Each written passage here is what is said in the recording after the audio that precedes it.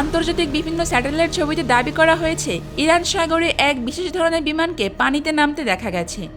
আর এই খবর সামনে আসার পর থেকে নতুন করে আলোচনা শুরু হয়েছে আন্তর্জাতিক মহলে, কারণ এটি কোনো সাধারণ বিমান নয়। এই ধরনের বিমান সরাসরি সমুদ্র, নদী বা বড় জলাশয়ের পানিতে ল্যান্ড করতে পারে। আর ঠিক এই কারণেই এখন অনেকেই প্রশ্ন তুলছেন, বিমানটি কোথা থেকে এলো, এর ভেতরে কি ছিল, আর হঠাৎ করে কেন এটি ইরান সাগরের এলাকায় দেখা গেল।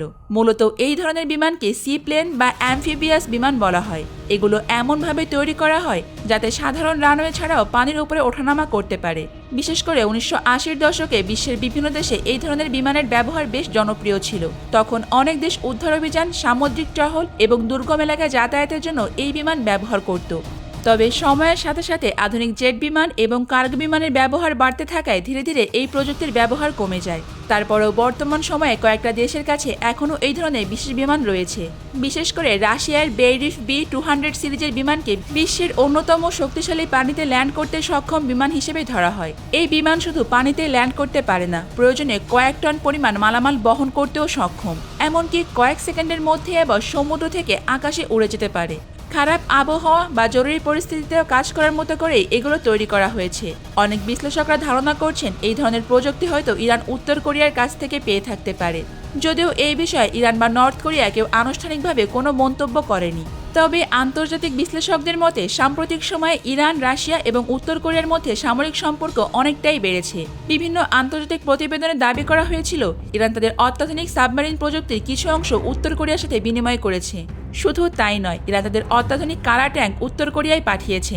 এমন আলোচনাও পুরো মধ্যপ্রাচ্য জুড়েই চলছে। তাই অনেকেই মনে করছেন এই বিমান হয়তো সেই সামরিক প্রতিযোগিতার একটা অংশ হতে পারে। আবার অনেক বিশেষজ্ঞদের মতে মধ্যপ্রাচ্যের এই উত্তেজনাপূর্ণ পরিস্থিতির মধ্যে সবথেকে বেশি নজর রাখা হয়েছে ইরানের ওপর। বিভিন্ন প্রতিবেদনে বলা হয়েছে ইরানের প্রতিটি এয়ারবেসে সামরিক ঘাঁটি এবং অন্য সকল জায়গার উপরে ২৪ ঘন্টায় স্যাটেলাইট নজরদারি রাখা হয়েছে। তাই অনেকেই ধারণা করছেন এই নজরদারি এড়ানোর জন্যই রাশিয়ার এই বিশেষ কার্গো বিমান ইরানের সাগরে ল্যান্ড করেছে। জানলে অবাক হবেন, বেইরিফ বি-200 এর কিছু সংস্করণ ঘন্টায় প্রায় ৭০০ কিলোমিটারের কাছাকাছি গতিতে চলতে পারে।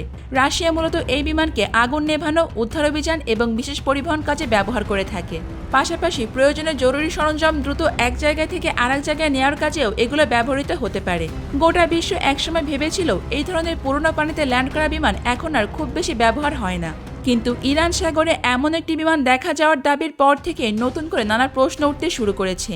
এখন অনেকেই জানতে চাইছেন রাশিয়া বা অন্য দেশগুলোর কাছে এখনও কতগুলো এই ধরনের বিমান সক্রিয় রয়েছে। এটি কি নতুন করে কোথাও থেকে এসেছে নাকি আগে থেকে ইরানের কাছেই ছিল? রাশিয়ার কাছে এগুলো মূলত সেই সোভিয়েত আমল থেকেই রয়েছে। রাশিয়া সেগুলোকে পরবর্তীতে ধীরে ধীরে আপগ্রেড করেছে, কিন্তু গোটা বিশ্ব জানতই না যে রাশিয়া সেগুলোকে আবারও চলাচলের উপযোগী অবস্থায় তৈরি করে রেখেছে। তাই হঠাৎ করে ইরানের নৌঘাটিতে এই ধরনের কার্গো বিমান দেখে নড়েচড়ে বসেছে মধ্যপ্রাচ্যের অনেক নেতারা।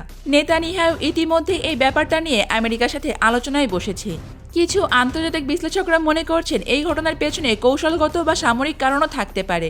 আবার অন্যদের মতে এটি হয়তো কোনো বিশেষ পরিবহন বা পরীক্ষামূলক কার্যক্রমের অংশও হতে পারে, কারণ ঘটনাটির বিষয়ে এখনও পর্যন্ত স্পষ্ট ও আনুষ্ঠানিকভাবে তথ্য খুব কমই প্রকাশ করা হয়েছে।